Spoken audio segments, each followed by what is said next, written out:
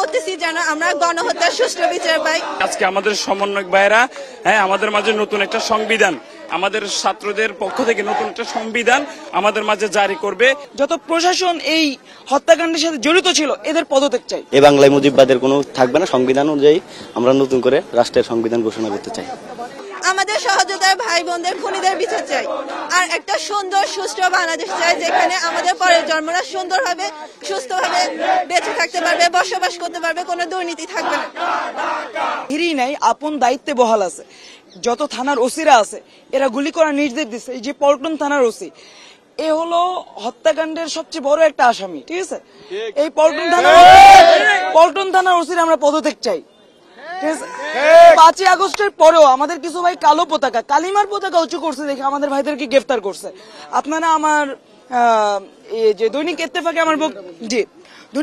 আমার বক্তব্য দেখছিলেন এর আগে, যে আমি আমাদের ভাইদেরকে গ্রেফতার করার জন্য আমি প্রতিবাদ করছি। আমরা চাই যত এই স্বৈরাচারের সাথে যারা যুক্ত ছিল, যত থানার ওসি আছে, যত প্রশাসন এই হত্যাকাণ্ডের সাথে জড়িত ছিল এদের পদত্যাগ চাই এবং তাদেরকে আইনের আওতায় আনতে হবে, তাদেরকে দৃষ্টান্তমূলক শাস্তি দিতে হবে।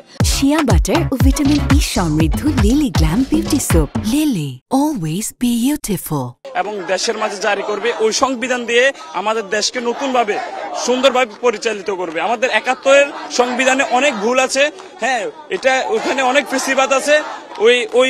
ওই সংবিধানকে আমরা বাদ দিয়ে আমাদের সমন্বয়ক ভাইরা নতুনভাবে একটা সংবিধান জারি করেছে। ওই সংবিধান দিয়ে আজকের এখান থেকে ঘোষণা হবে, ওই সংবিধান দিয়ে আমাদের দেশকে সুন্দরভাবে আমরা পরিচালিত করব। আমরা চাচ্ছি যে আমাদের আজকে যে 31শে জুলাই, তো আমাদের 31 তারিখ থেকে আমরা চাচ্ছি যে মুজিববাদের যে বিষয়টা, মুজিববাদ থাকবে না এই বাংলায় মুজিববাদের কোনো থাকবে না। সংবিধান অনুযায়ী আমরা নতুন করে রাষ্ট্রের সংবিধান ঘোষণা করতে চাই।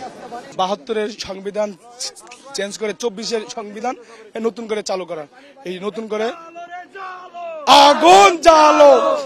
ছাত্র ভাইরা, অসংখ্য ছাত্র ভাই যে আজকে আমাদের থেকে দূরে চলে গেছে, আমাদের মাঝে নাই, এই আকাঙ্ক্ষা আমাদের মধ্যে এখনো রয়ে গেছে, সেই ব্যথা এখনো আমাদের বুকে আছে। আমাদের ভাই কবরে, খুনি কেন থাকবে বাহিরে?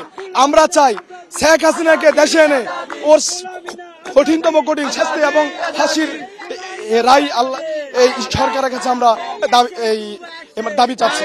ছিলাম এবং যতক্ষণ পর্যন্ত এই বাংলা শহীদ মুগ্ধ যাদের বিচার যতক্ষণ পর্যন্ত না হবে, আমরা ততক্ষণ পর্যন্ত এই রাজপথে থাকবো। যতক্ষণ পর্যন্ত না খুনি হাসিনার বিচার হবে ততক্ষণ পর্যন্ত আমরা রাজপথে থাকবো।